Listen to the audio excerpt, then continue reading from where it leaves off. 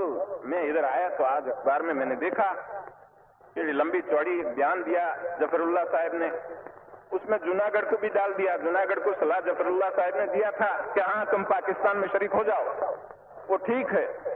तो उसका जूनागढ़ का नवाब को भोगना पड़ता है, कोई जफरुल्लाह साहब को भोगना नहीं पड़ता है। और ये तो खाली बातों है।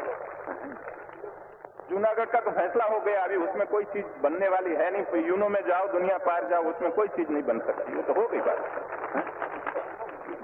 अब जो जफरुल्लाह साहब कहते हैं कि जूनागढ़ तो यूनो में जाएगा, यूनो में क्या जाएगा? आज कश्मीर में यूनो में गए हैं हमारे तरफ से, क्यों गए? हमें तो इस तरह से कहा कि भाई ये पाकिस्तान खुली लड़ाई करे तब तो अच्छा है, लेकिन खुली लड़ाई नहीं करते हैं, अपने आदमियों के पास लड़ाते हैं, अपने वहां से सारा सामान देते हैं, अपने वहां से सब हथियार देते हैं, अपने वहां से जितना सामग्री चाहिए पूरी देते हैं, अपने वहां से रास्ता देते हैं। तो उससे तो खुला लड़ाई करे तो अच्छा है, न करे तो हम दोनों उसमें पड़े हैं तो ठीक है। यूनो के पास जाओ, जाके वहां से कुछ हो न हो, लेकिन वहां हम कहां तक बैठ रहेंगे? इस तरह से हम बैठ नहीं रह सकते। तो कश्मीर का मामला तो अलग है, जूनागढ़ का मामला अलग। जूनागढ़ यूनो के पास जा नहीं सकता, क्योंकि जूनागढ़ कहते हैं कि आपने भी रास्ता दिया था। हमने किसको रास्ता दिया था? हमने किसी को रास्ता दिया नहीं। वो जो जूनागढ़ के लोग थे, उन लोग अपने रास्ते से जाते थे, वही रास्ते गए। उसने हमने किसी ने रास्ता दिया नहीं, और हमने न कोई चीज उसको दिया, कोई न साथ दिया। और जूनागढ़ में एक मक्खी भी मारनी नहीं पड़ी, किसी के ऊपर कोई हथियार चलाना ही नहीं पड़ा। फिर क्या रहा? और खुद दीवान ने खुद आके कहा कि मेहरबानी करके हमारी हुकूमत ले लो, हम नहीं चला सकते। और नवाब वहां उठ के भाग के कराची जाकर बैठ गया। फिर जूनागढ़ की बात क्या करते? तो ये चीज तो हो गई। हाँ, हमने एक फैसला किया कि भाई ये रियासतों में हमें एक काम करना चाहिए, कबूल करना चाहिए कि जैसा रियासत के लोग चाहे ऐसा करें। तो जैसे लोगों का लोकमत हो, इस प्रकार करना चाहिए। तो लोकमत जैसा हैदराबाद में हो, कश्मीर में हो, हर जगह पर हो लोकमत, इस प्रकार का करो। हमें कोई फैसला करने में इतराज नहीं है। लेकिन यदि कश्मीर में जो चलता है इस तरह से चलता रहे तो फिर लोकमत करने की क्या जरूरत? हम लड़ाई करके कश्मीर को ले ले तो फिर लोकमत की जगह कहां रही? तो हम तो कहते हैं कि आज भी प्लेबिसाइट से करो, लोकमत लेके करो। लेकिन हमारे पास आकर हमारा सिपाही मरते रहे, हमारा पैसा खर्च करना पड़े, और हमारे गांव के गांव जलाए जाए, और वहां हिंदू और सिखों को तबाह किया जाए, तो फिर आखिर लोकमत का रहा? फिर तो आखिर हम बंदूक से ही लेना हो तो लेंगे, और क्या करेंगे? दूसरी तरह से नहीं हो सकता है। तो नहीं। लेकिन हमने एक बात साफ की कि कश्मीर की एक तसु जमीन हम छोड़ने वाले नहीं है, कभी नहीं छोड़ेंगे। तो अब दूसरा आपको ये समझना है कि ऐसी जब नाजुक हालत में हम पड़े हैं, इस समय पर हमको क्यों तंग करते हो आप? ऐसी जब हिंदुस्तान की हालत है और दुनिया की हालत भी ऐसी है, देखो ये बत्ती पड़े, ऐसी जब हिंदुस्तान की नाजुक हालत है, तब हमें क्या करना चाहिए? इस नाजुक हालत में हमें हमारी सरकार, हमारी हुकूमत है, उसको ठीक नहीं करेंगे और उसको साथ नहीं देंगे तो हमको नुकसान होगा। इसलिए आज जिस जगह पर प्रांतों में हमारी हुकूमत बैठी है, उसको साथ देना चाहिए। तो मैं, इतने लाखों आदमी आप जमा हुए हैं कलकत्ता में, तो मैं आप लोगों को बड़ी अदब से कहना चाहता हूं कि सुनिए, आवाज न कीजिए। ठहरो भाई, क्या कहते हैं? रिले करते हैं। ठहरो, कोई गड़बड़ नहीं करो।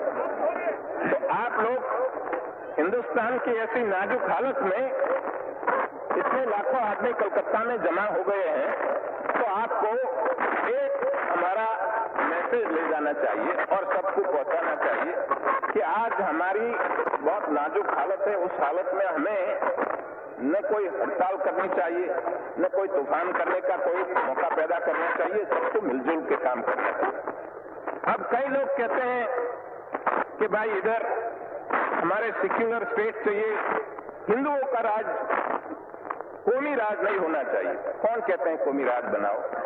हिंदुस्तान में 3-4 करोड़ मुसलमान पड़े हैं, कौमी राज की बात नहीं है। लेकिन बात एक है कि हिंदुस्तान में जो मुसलमान पड़े हैं, वो मुसलमान ने, काफी लोगों ने, ज्यादातर लोगों ने पाकिस्तान बनाने में साथ दिया। ठीक दिया, अभी ठीक है। लेकिन अब एक रोज में, एक रात में क्या दिल बदल गया? वो मुझे समझ में नहीं आता कैसा बदल गया कि एकदम कहते हैं हमको मान दो।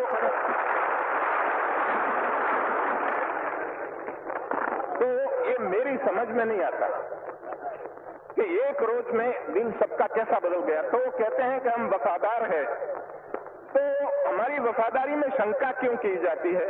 आपको सस्पिशन क्यों आता है?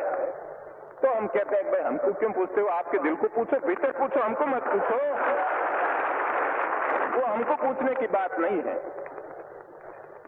लेकिन हमने एक बात कही कि आपने पाकिस्तान बनाया, आपको मुबारक, हमें उसमें कोई दखल देना नहीं चाहते। जब दांत गिर जाए, खट्टा हो जाए, तब गिर जाए, तब पीछे आओ, वहां तक हमें पीछे बुलाना है नहीं, हम बैठे ठीक है। कोई कहते हैं कि हम आखिर पाकिस्तान और हम एक हो जाए। मैं कहता हूं कि मेहरबानी करके ऐसी बात न करो, वहां बैठे रहने दो। उससे बहुत नुकसान है, वहां बैठे रहने दो, करने दो उनको, पाकिस्तान अच्छा बनाने दो। पाकिस्तान जब स्वर्ग बन जाएगा, हमको उसकी ठंडी हवा लगेगी, ठीक है, अच्छा। तो आप लोग क्यों ऐसा कहते हो? उनको शंका पैदा होती है, ऐसी बात हम क्यों करें? मजबूत बनाओ, तगड़ा बनाओ पाकिस्तान, हमारा पड़ोसी मजबूत होता तो बहुत अच्छी बात है, तो हमको कोई नुकसान नहीं है, वो ठीक है। लेकिन बहुत दफे ऐसा कहा गया कि पाकिस्तान मिटाने के लिए, उसको बर्बाद करने के लिए हमारे दुश्मन लोगों ने कॉन्स्पिरेसी की। मैं पाकिस्तान के लीडरों को बार बार कहना चाहता हूं कि पाकिस्तान का कोई भी दुश्मन हो और कोई भी कॉन्स्पिरेसी हो तो पाकिस्तान में पड़ी है, बाहर कोई नहीं है, वहां भीतर पड़ी है। जितने दुश्मन है वहां सब, इधर कोई नहीं है। हम उनका कोई बुरा नहीं चाहते हैं। क्यों हम बुरा चाहें? हमने राजी खुशी से तुमको दे दिया कि जाओ तुम पाकिस्तान बनाओ। लेकिन यदि हमारी आंख में धूल फेंकने के लिए कोई आवे तो हम कहते हैं कि इस तरह से हम नहीं चलने देंगे, ये काम नहीं चलेगा। हमारा हिंदुस्तान बाकी का है, उसको छोड़ दो, बाकी हिंदुस्तान को उनका काम करने दो, उसमें आप दखल न दो, तो हम आपके काम में दखल नहीं देंगे। तो आप देख लीजिए, हमने फैसला किया तो जितनी चीज थी उस चीज में उदारता से हमने उनको जितना इनका हिस्सा था उससे ज्यादा भी देने के लिए हमने कोशिश की।